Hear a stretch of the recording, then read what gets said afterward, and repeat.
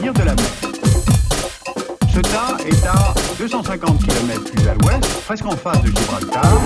Elle fut un califat puis un émirat avant de passer sous souveraineté espagnole en 1740.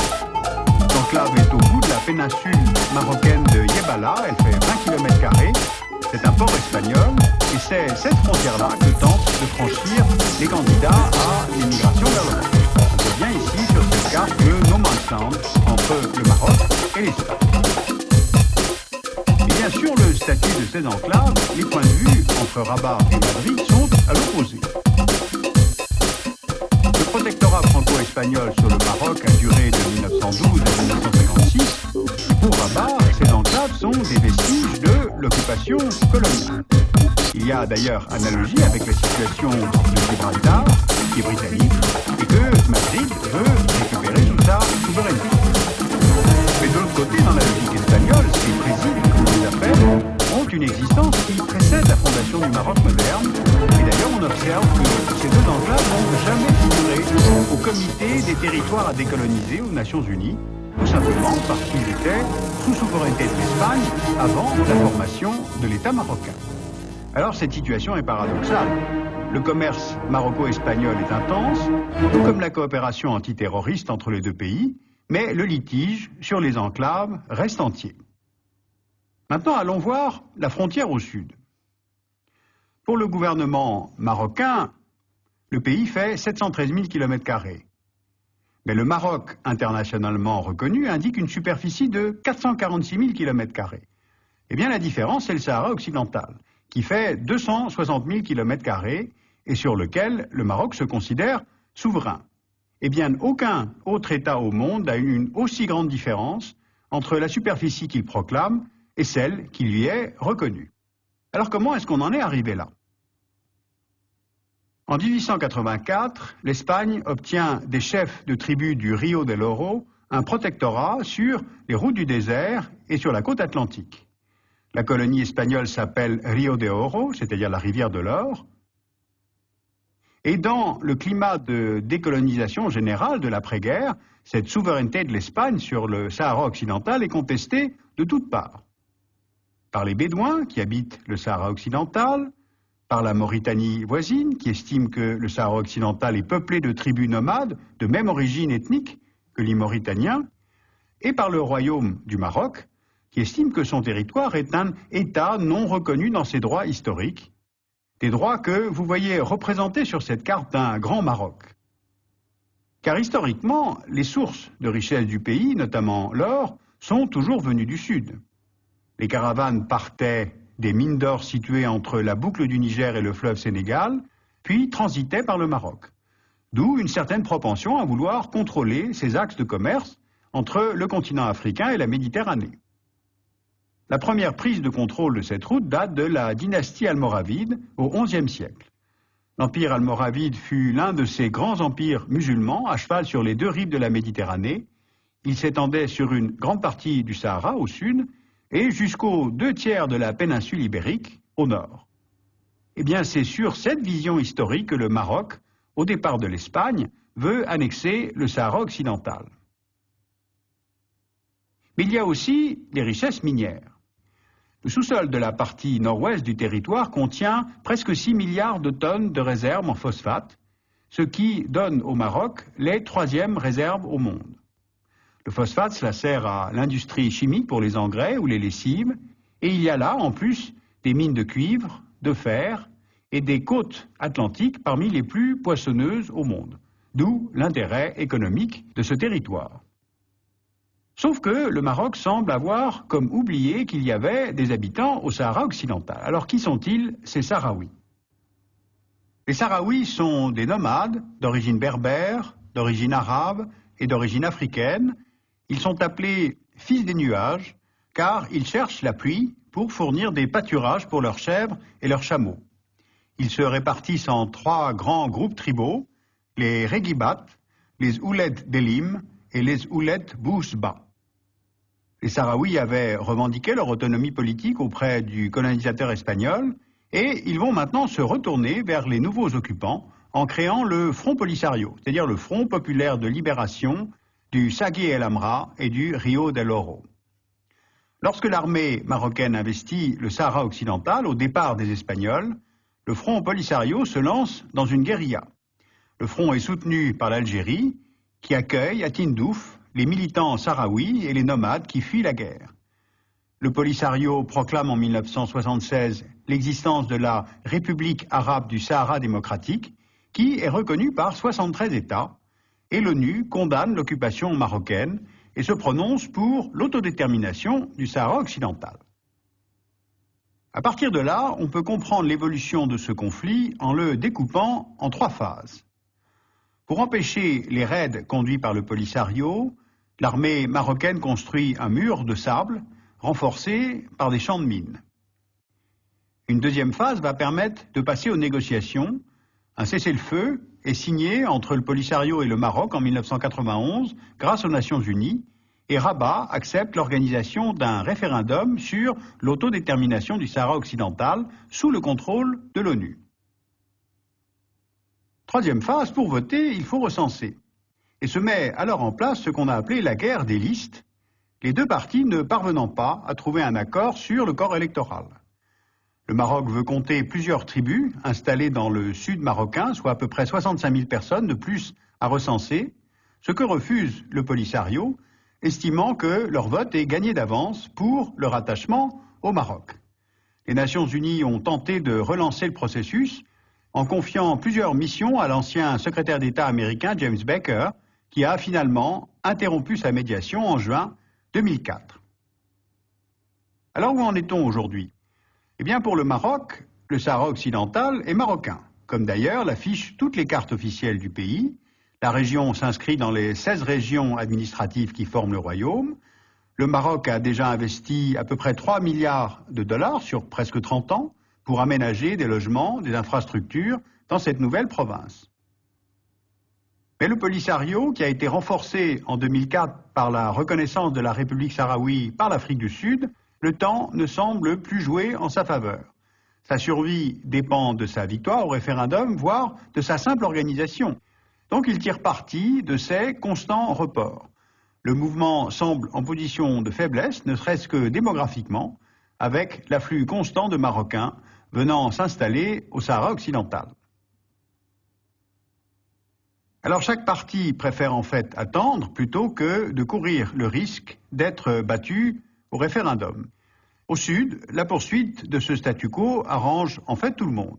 Or, des frontières incertaines, ça favorise des courants islamiques politiques pour qui l'État n'a pas de légitimité absolue, puisqu'il voudrait accéder à une nation islamique dans un Maghreb unifié. Et au nord, ces enclaves espagnoles sont des territoires européens. Ce sont des voies pour le passage de la drogue, pour le trafic humain, avec des milliers de victimes chaque année, et cela concerne directement la politique de migration de l'Union européenne. Or, Madrid est indifférente à la contradiction. Elle ne veut pas céder Ceuta et Melilla au Maroc, alors qu'elle réclame Gibraltar au Royaume-Uni.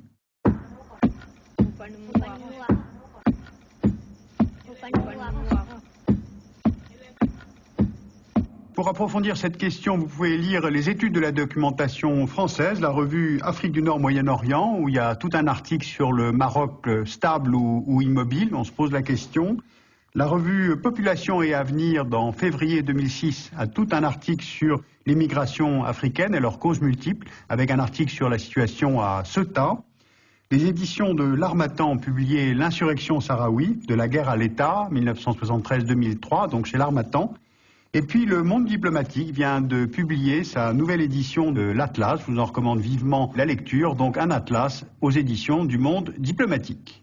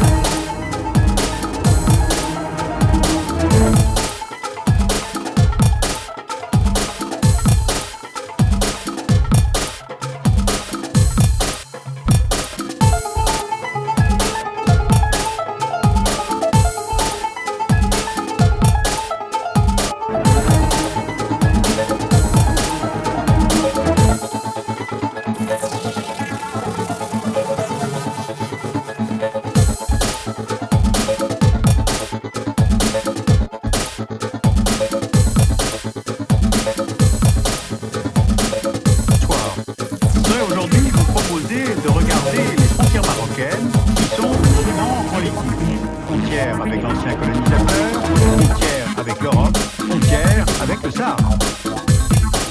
Voilà, le Maroc est là, c'est un pays qui a une configuration géographique très ouverte sur la Méditerranée, sur l'Atlantique, sur l'Afrique saharienne.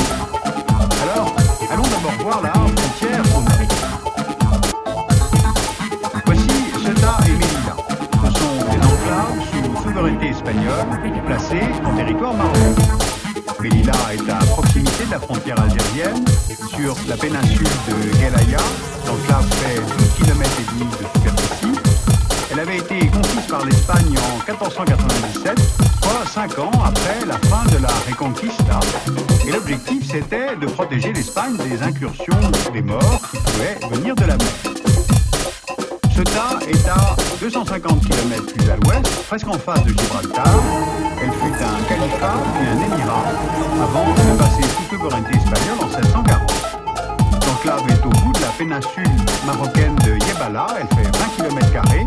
C'est un port espagnol et c'est cette frontière-là que tentent de franchir les candidats à l'immigration vers l'Europe. On voit bien ici sur cette carte le no man's land entre le Maroc et l'Espagne. Et bien sûr, le statut de ces enclaves, les points de vue entre Rabat et Madrid sont à l'opposé. Le protectorat franco-espagnol sur le Maroc a duré de 1912 à 1956. Pour Rabat, ces enclaves sont des vestiges de l'occupation coloniale. Il y a d'ailleurs analogie avec la situation de Gibraltar, qui est britannique, et que Madrid veut récupérer sous sa souveraineté. Mais de l'autre côté, dans la logique espagnole, ces présides, comme on les appelle, ont une existence qui précède la fondation du Maroc moderne.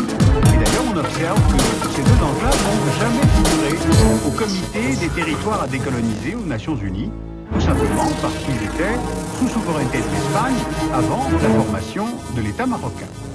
Alors cette situation est paradoxale. Le commerce maroco-espagnol est intense, tout comme la coopération antiterroriste entre les deux pays, mais le litige sur les enclaves reste entier. Maintenant, allons voir la frontière au sud. Pour le gouvernement marocain, le pays fait 713 000 km². Mais le Maroc, internationalement reconnu, indique une superficie de 446 000 km². Eh bien, la différence, c'est le Sahara occidental, qui fait 260 000 km² et sur lequel le Maroc se considère souverain. Eh bien, aucun autre État au monde n'a une aussi grande différence entre la superficie qu'il proclame et celle qui lui est reconnue. Alors comment est-ce qu'on en est arrivé là? En 1884, l'Espagne obtient des chefs de tribus du Rio del Oro un protectorat sur les routes du désert et sur la côte atlantique. La colonie espagnole s'appelle Rio de Oro, c'est-à-dire la rivière de l'or. Et dans le climat de décolonisation générale de l'après-guerre, cette souveraineté de l'Espagne sur le Sahara occidental est contestée de toutes parts. Par les Bédouins qui habitent le Sahara occidental, par la Mauritanie voisine qui estime que le Sahara occidental est peuplé de tribus nomades de même origine ethnique que les Mauritaniens, et par le royaume du Maroc qui estime que son territoire est un État non reconnu dans ses droits historiques, des droits que vous voyez représentés sur cette carte d'un grand Maroc. Car historiquement, les sources de richesse du pays, notamment l'or, sont toujours venues du sud. Les caravanes partaient des mines d'or situées entre la boucle du Niger et le fleuve Sénégal, puis transitaient par le Maroc. D'où une certaine propension à vouloir contrôler ces axes de commerce entre le continent africain et la Méditerranée. La première prise de contrôle de cette route date de la dynastie almoravide au XIe siècle. L'empire almoravide fut l'un de ces grands empires musulmans à cheval sur les deux rives de la Méditerranée. Il s'étendait sur une grande partie du Sahara au sud et jusqu'aux 2/3 de la péninsule ibérique au nord. Eh bien, c'est sur cette vision historique que le Maroc, au départ de l'Espagne, veut annexer le Sahara occidental. Mais il y a aussi des richesses minières. Le sous-sol de la partie nord-ouest du territoire contient presque 6 milliards de tonnes de réserves en phosphate, ce qui donne au Maroc les 3e réserves au monde. Le phosphate, cela sert à l'industrie chimique pour les engrais ou les lessives, et il y a là, en plus, des mines de cuivre, de fer et des côtes atlantiques parmi les plus poissonneuses au monde. d'où l'intérêt économique de ce territoire. Sauf que le Maroc semble avoir comme oublié qu'il y avait des habitants au Sahara occidental. Alors qui sont-ils, ces Sahraouis? Les Sahraouis sont des nomades d'origine berbère, d'origine arabe et d'origine africaine.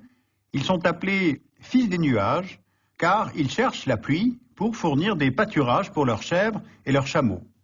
Ils se répartissent en 3 grands groupes tribaux, les Regibat, les Ouled Delim et les Ouled Bouzba. Les Sahraouis avaient revendiqué leur autonomie politique auprès du colonisateur espagnol et ils vont maintenant se retourner vers les nouveaux occupants en créant le Front Polisario, c'est-à-dire le Front populaire de libération du Sagui El Amra et du Rio del Oro. Lorsque l'armée marocaine investit le Sahara occidental au départ des Espagnols, le Front Polisario se lance dans une guérilla. Le front est soutenu par l'Algérie, qui accueille à Tindouf les militants sahraouis et les nomades qui fuient la guerre.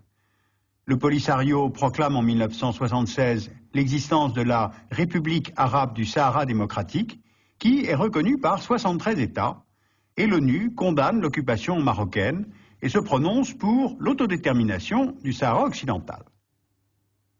À partir de là, on peut comprendre l'évolution de ce conflit en le découpant en 3 phases. Pour empêcher les raids conduits par le Polisario, l'armée marocaine construit un mur de sable renforcé par des champs de mines.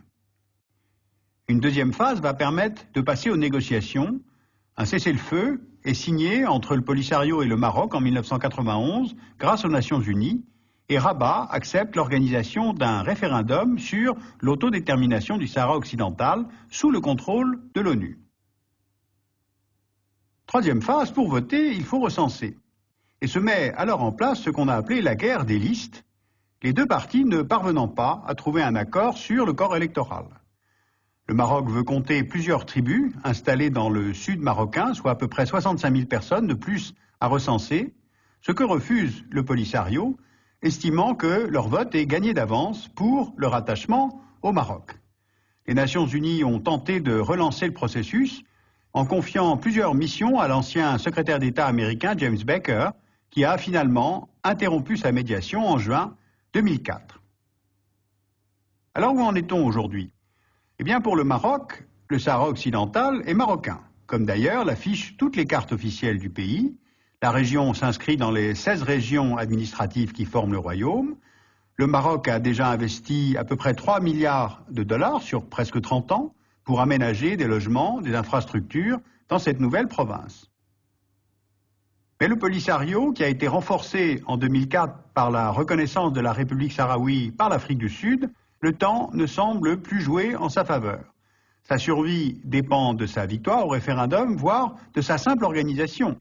Donc il tire parti de ces constants reports. Le mouvement semble en position de faiblesse, ne serait-ce que démographiquement, avec l'afflux constant de Marocains venant s'installer au Sahara occidental. Alors chaque parti préfère en fait attendre plutôt que de courir le risque d'être battu au référendum. Au sud, la poursuite de ce statu quo arrange en fait tout le monde. Or, des frontières incertaines, ça favorise des courants islamiques politiques pour qui l'État n'a pas de légitimité absolue, puisqu'il voudrait accéder à une nation islamique dans un Maghreb unifié. Et au nord, ces enclaves espagnoles sont des territoires européens. Ce sont des voies pour le passage de la drogue, pour le trafic humain, avec des milliers de victimes chaque année, et cela concerne directement la politique de migration de l'Union européenne. Or, Madrid est indifférente à la contradiction. Elle ne veut pas céder Ceuta et Melilla au Maroc, alors qu'elle réclame Gibraltar au Royaume-Uni.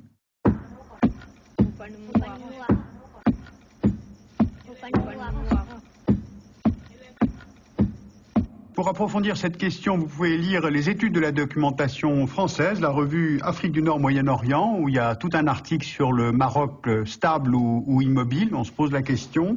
La revue Population et Avenir, dans février 2006, a tout un article sur l'immigration africaine et leurs causes multiples, avec un article sur la situation à Ceuta. Les éditions de l'Harmattan ont publié L'insurrection sahraoui, de la guerre à l'État, 1973-2003, donc chez l'Harmattan. Et puis le Monde diplomatique vient de publier sa nouvelle édition de l'Atlas. Je vous en recommande vivement la lecture, donc un atlas aux éditions du Monde diplomatique.